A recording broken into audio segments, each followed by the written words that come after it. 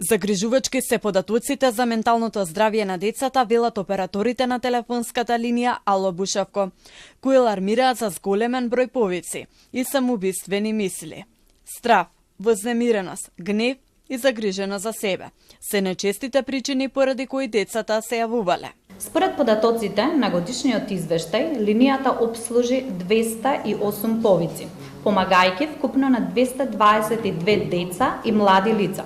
Според возрастната група, најмногу од дојавите се однесувале на деца на возраст меѓу 7 и 9 години. Лани имавме 3 обиди за самоубиство или мисли за самоубиство, каде што ги решивме позитивно, од кои едната со брзите интервентни тимови на Центар социјална работа и МВР, полицијата, успеавме да спасиме еден детски живот, двата успешно со нашите оператори. А оваа година бројките говорат дека дојавите се зголемени само за првото тромесечие на 5 случаи плюс.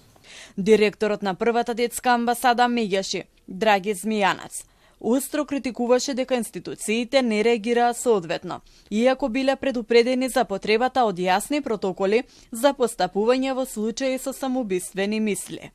Ги повика Министерствата за образование, здравство и демографија и млади на итна реакција. Немаше одзив од институциите и ако се случи трагедија, ако не преземат ништо, тие ќе бидат и соучесници на такво нешто. Во Меѓаши добиле повици и по трагедијата во Кочани, главно од луѓе кои побарале совет како да им бидат поддршка на блиските на настраданите.